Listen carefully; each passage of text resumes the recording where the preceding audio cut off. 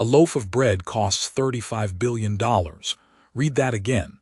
Let it sink in. It is not a joke. It is not a typo. It is a death certificate. That was Zimbabwe in late autumn. The year was 2008. The air smelled like burning paper. Why? Because the money was more useful as kindling than as currency. People were freezing. People were starving. They were standing on mountains of ink and wood pulp, and they were dying of thirst. Welcome to the end of the world, or rather the end of the lie. We call it money. We treat it like gravity or sunlight. We think it is a law of nature. It is not. Money is a ghost. It is a collective hallucination. It is a pinky swear between a thief and a fool. When that ghost vanishes, the walls come down. The lights go out. The supermarket is a hollow shell.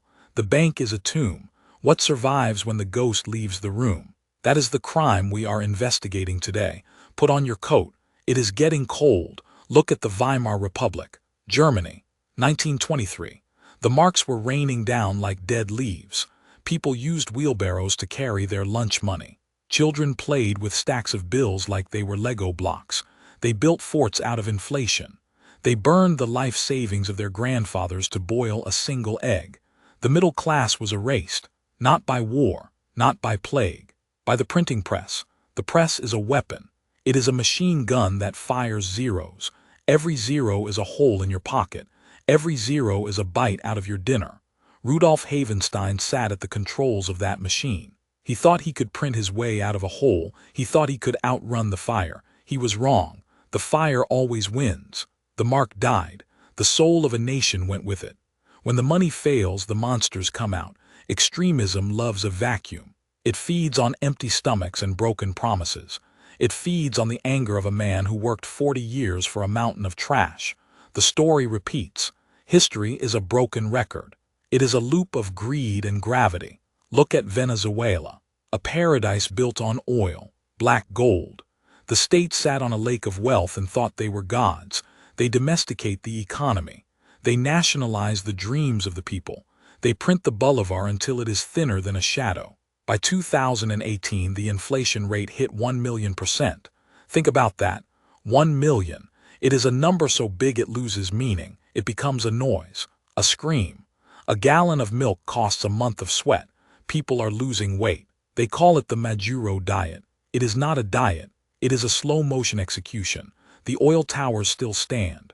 The refineries are still there, but the money is gone. The trust is gone. And without trust, the oil stays in the ground. The trucks stop moving. The shelves go bare. The beast is hungry. It eats the weak first. It eats the old. It eats the future. And Argentina, the serial offender, the house of cards that refuses to stay fallen. 9 crises since 1950. They treat bankruptcy like a seasonal holiday. In 2001, they hit the wall, the Corralito, the little fence. That is what they called it. You could not touch your own money. The bank was a fortress and you were on the outside. You had the card. You had the account number. You had the plastic. But the vault was empty. The state had reached into your pocket while you were sleeping and took everything. People rioted. They beat pots and pans. They burned tires. 5 presidents in 2 weeks. A new record for the record books. When the peso failed, the people stopped being citizens. They became survivors. They started barter clubs. They traded haircuts for flour. They traded shoes for medicine. They made their own script. They invented their own ghosts because the official one was a liar. What is money, anyway? You think it is the bill in your wallet. You think it is the digit on the screen. No, money is a battery. It stores your time. It stores your labor. It stores your life. When the government prints 1 trillion new notes, they are draining your battery. They are stealing your Tuesday. They are skimming your overtime. They are parasites on your pulse. Inflation is not a natural disaster. It is not a hurricane. It is a heist. It is a sophisticated slow-motion robbery. The thief does not need a mask. He needs a central bank. He needs a suit. He needs a podium. He tells you he is doing it for the common good. He tells you he is stimulating the beast. He is not. He is bleeding it. He is filling his own bucket while the well goes dry. So when the well is dry, what is left? Tangibles, the things you can touch. The things that hurt when you drop them on your foot. Gold, silver, lead, land, cattle, fuel. In the ruins of Zimbabwe, the people went back to the earth. They grew maize on the side of the road. They bartered tobacco for gasoline. They used the US dollar. They used the South African rand. They used anything but the trash their own government gave them. They survived because they remembered the old ways. They remembered that a cow is always a cow. A bag of grain is always a bag of grain. A brick is still a brick. Paper is just a promise, and promises are cheap when the ink is free. In Venezuela, the survivors became bacaqueros, smugglers, ants. They carried goods across borders. They traded on the black market. The black market is not a crime scene. It is a life raft. It is the only place where the prices are real. It is the only place where the ghost speaks the truth. They used crypto. They used Dash. They used Bitcoin. They used digital gold to bypass the dying bolivar. They used family networks. Remittances from abroad kept the lights on. 15% of the GDP came in envelopes from cousins in Miami or Madrid. Blood is thicker than ink. Family is a harder currency than any central bank decree. When the state fails, the tribe returns. The community is the ultimate hedge. Trust is the foundation of civilization. Without it, we are just animals in clothes. Currency is the physical manifestation of that trust. When the currency dies, the trust is shattered. It takes generations to fix. You can stabilize a price in a year. You cannot stabilize a heart in a century. Once you have seen your life savings turn into confetti, you never look at a bank the same way again. You never look at a politician the same way again. You see the fangs behind the smile. You see the wolf beneath the suit. You become cynical. You become hard. You become a noir historian of your own life. Look at the world today. It is 2026. Javier Milei is in Argentina with a chainsaw. He is trying to cut the rot out of the system. He is trying to dollarize. He is trying to kill the peso before it kills the people. In the United States, the debt is a mountain that touches the moon. 35 trillion. It is a number that should keep you awake at night. The bricks are moving. The petrodollar is shaking. The world is looking for a new ghost. They are looking at gold. They are looking at Bitcoin. They are looking at each other.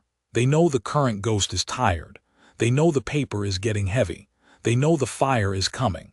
What survives? Skills survive. Can you fix a tractor? Can you mend a coat? Can you grow a tomato? Can you defend a perimeter? In the collapse, a mechanic is a king. A doctor is a god. A banker is a target. The hierarchy of the office building does not exist in the bread line. The man with the gold coin eats. The man with the skills trades. The man with the paper starves. This is the brutal math of the collapse. This is the reality of the crime scene. We have built a world on abstractions. We live in a dream of derivatives and debt, but we inhabit bodies of flesh and bone. Our bodies need calories. Our bodies need warmth. Our bodies do not care about the stock market index. They care about the harvest. Think about the Hungarian Pengö in 1946, the highest inflation ever recorded. They were printing notes with 21 zeros. They had to invent new names for the numbers. People were sweeping cash into the gutters like trash. A goose cost a septillion pengos. The numbers became a joke. The economy became a theater of the absurd. What did people do? They traded jewelry. They traded labor. They traded hope. They survived because humans are adaptive. We are the ultimate survivors. We find a way to trade even in the dark. We find a way to build even in the ashes, but the cost is high. The cost is the soul of the nation. The cost is the loss of time. Wealth inequality is the gasoline on the fire. When the money fails, the rich fly away.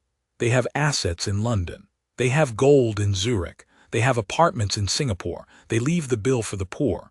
The poor cannot leave. They are stuck in the ruins. They are the ones who wait in the lines. They are the ones who watch their children get smaller. This is the great betrayal. The central bank claims to protect the people. In reality, it protects the system. It protects the debtors. It protects the elites. It sacrifices the savers. It devours the prudent. It rewards the reckless and punishes the wise. The debt is a chain. You do not see it, but you feel the weight. Every time you work, a piece of your effort goes to pay the interest on a loan you never signed. You are born into a deficit. You are a line item in a ledger you cannot read. The system needs you to keep believing in the ghost. It needs you to keep husking the corn for the paper. The moment you stop believing, the system collapses. That is why they fear gold. That is why they fear crypto. That is why they fear self-reliance. They need you dependent. They need you tethered to the press. What can you do? You can diversify. You can buy the things that the ghost cannot touch. You can buy land. You can buy gold. You can buy tools. You can buy knowledge. But most importantly, you can build a community. You can know your neighbor. You can trade favors. You can build a network of trust that does not rely on a central hub. When the hub snaps, the spokes fall, but a mesh survives. A web endures. Be the web, do not be the spoke. The Noir historian knows how the story ends. It ends with a new currency. It ends with a new promise. It ends with a new ghost. The old one is buried. The new one looks just like the old one. It has a different name. It has a different face on the bill, but the mechanics are the same. The machine is still there, waiting for the next Havenstein, waiting for the next Gono, waiting for the next crisis. The cycle is eternal. Wealth is not created by the press. It is only moved. It is taken from the many and given to the few. The press is a shovel and they are digging your grave. Remember the children in Weimar. They were building castles out of money. It was a game to them. They did not know they were playing with the remains of their future. They did not know they were standing on a funeral pyre. We are doing the same today. We are playing with digital shadows. We are building empires out of debt. We are confident. We are arrogant. We think we are too smart to fail. We think we have conquered the laws of economics. We have not. We have only deferred the bill. And the interest is compounding. The bill is coming. It always comes. When the money fails, look to your left and your right. The people standing there are your true currency. Your ability to work with them is your true wealth. Your skills are your bank account. Your integrity is your credit score. Everything else is just paper. Everything else is just ink. Everything else is a ghost that can vanish in a heartbeat. The history of money is a history of failure. Every fiat currency in history has eventually hit zero. Every single one. There are no exceptions. There are only delays. The dollar is a long-standing runner, but even the best runners get tired. Even the strongest ghosts fade away. The truth is uncomfortable. The truth is cold. The elite do not want you to think about the end. They want you to keep running on the treadmill. They want you to keep chasing the carrot. They want you to ignore the fact that the carrot is plastic and the treadmill is powered by your own blood. But you are here now. You are looking at the crime scene. You see the fingerprints on the press. You see the stains on the ledger. You know what survives. It isn't the paper. It isn't the digits. It is the tangible. It is the human. It is the real.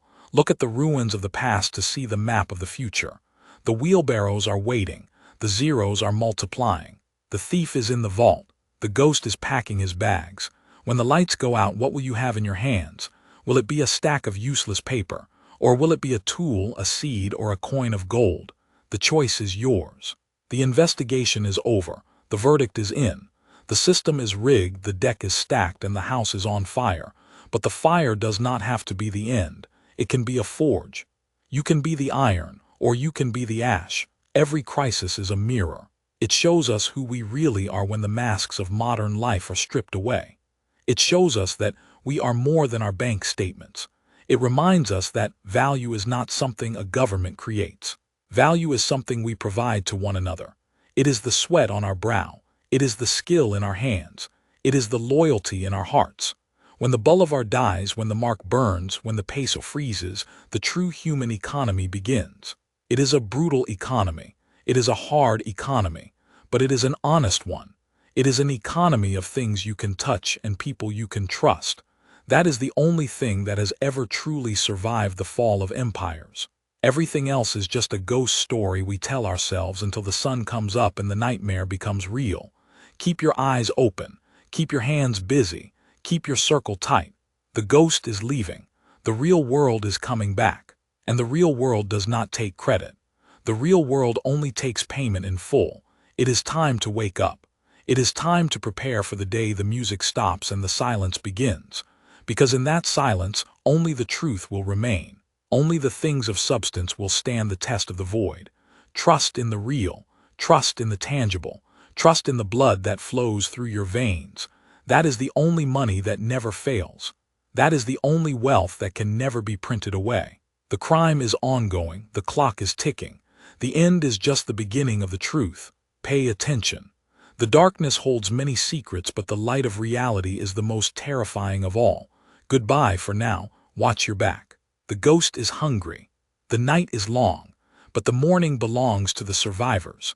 It belongs to the collectors of reality in a world of fiction. It belongs to those who know that when the paper burns, the fire reveals what was always there. The truth survives, the world endures, and the noir historian will be there to chronicle it all. Be ready, be smart, be real. That is the only way out of the maze. That is the only way to beat the house. The ghost is gone. The game is over. The truth remains. This is the last word on the matter. This is the final report. This is the reality behind the rot. This is what survives when every single thing fails. This is the human spirit. This is the core. This is the end.